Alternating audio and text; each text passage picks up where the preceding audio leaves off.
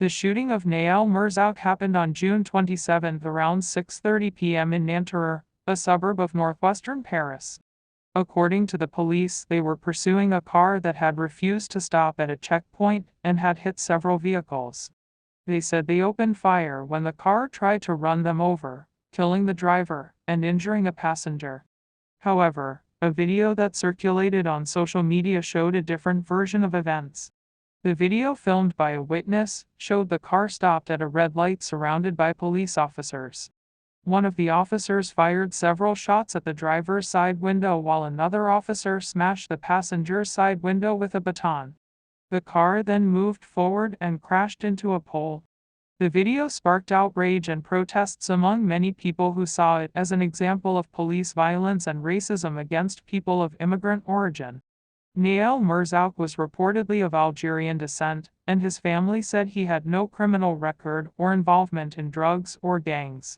The protests began on the night of June 27 in Nanterre, where Mirzouk was shot, and have since spread to other parts of the capital and several other cities.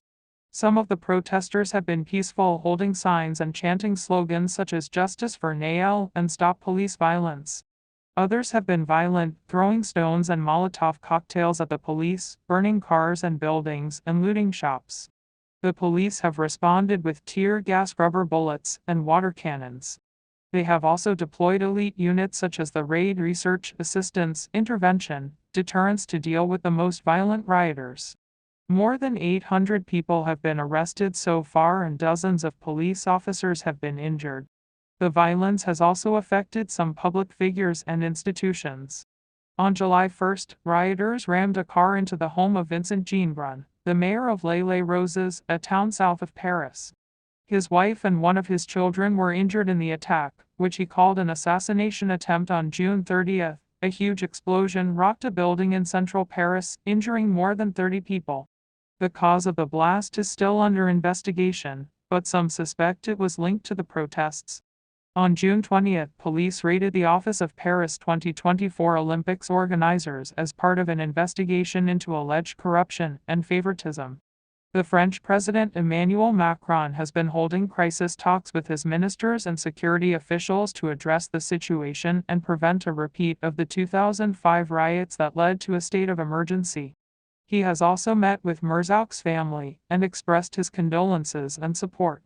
He has promised to ensure justice and transparency in the investigation of the shooting.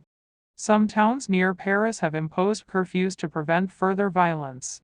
In Clamart, a curfew from 9 p.m. to 6 a.m. was put in place on Thursday and is set to continue nightly until July 3. In Moudon, a curfew from 10 p.m. to 5 a.m. was imposed on Friday and will last until July 5. The situation is still tense and uncertain, and it is not clear how long the protests will continue or what measures the government will take to resolve them.